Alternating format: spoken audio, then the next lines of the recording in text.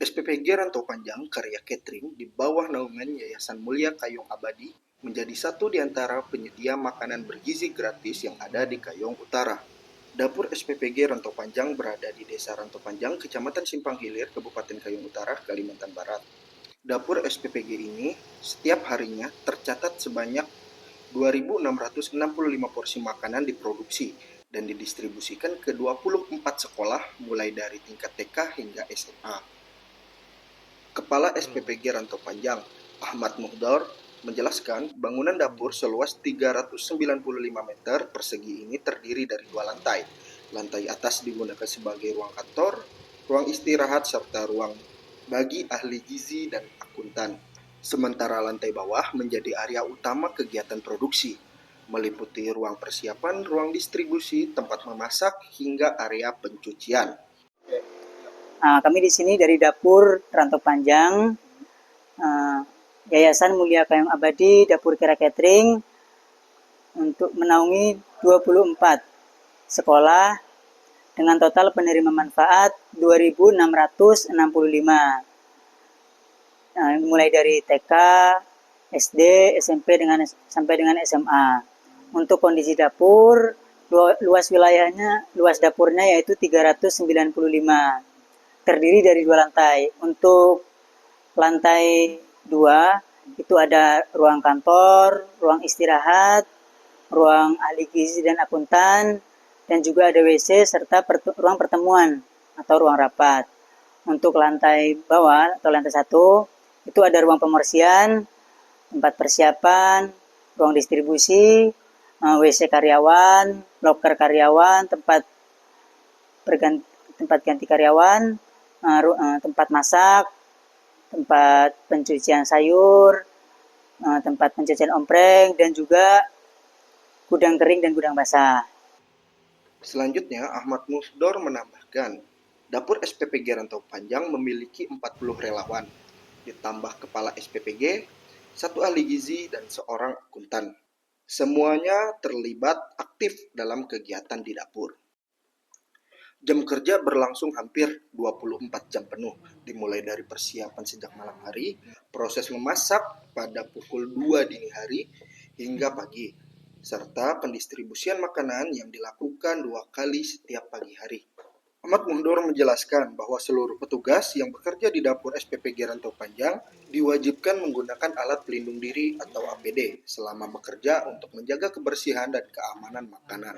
Untuk total relawan kita ada 40 ditambah 3 orang kepala SPPG, ahli gizi dan akuntan. Untuk pekerjaan di sini mungkin kalau kita secara keseluruhan itu hampir 24 jam ada kegiatan.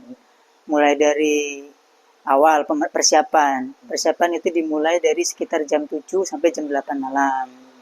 Kemudian lanjut ke masak. Kita mulai masak itu di angka jam 2. Jam 2 malam, selesai itu pagi jam 8 itu udah.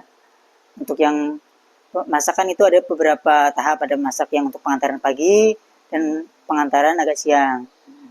Nah, untuk selanjutnya untuk distribusi kita mulai dari jam 7 distribusi. Untuk distribusi awal, untuk distribusi yang kedua itu jam 9.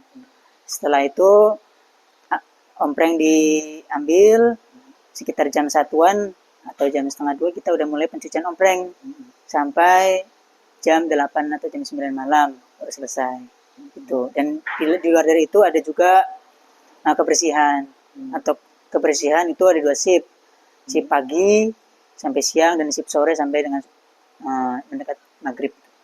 Untuk relawan sendiri kita harus mengutamakan selalu menggunakan APD, mulai dari penutup kepala, masker, dan juga celemet. Serta kalau untuk yang bagian masak itu kita wajibkan menggunakan sarung tangan, baik sarung tangan plastik ataupun sarung tangan karet.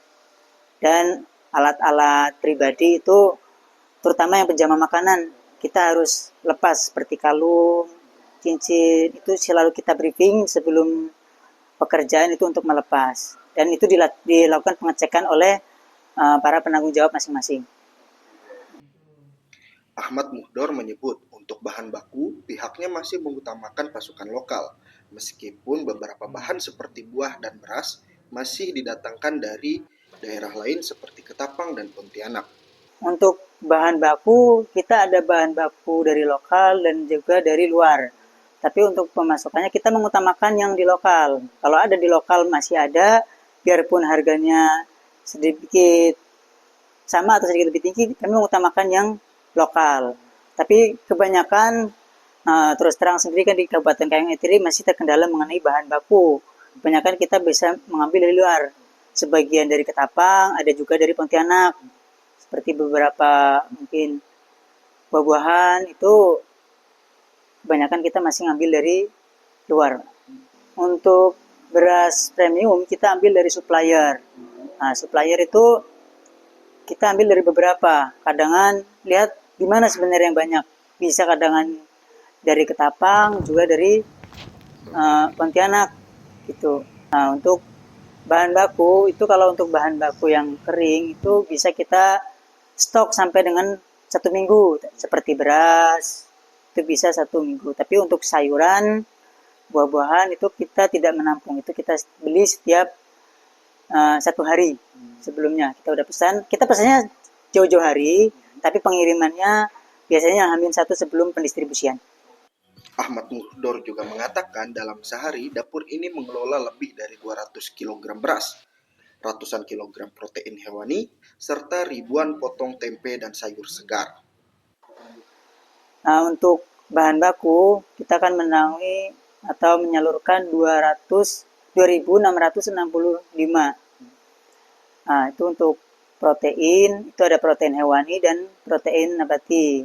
Kalau untuk protein hewani, kita biasanya sekitar 250 sampai 300 kg.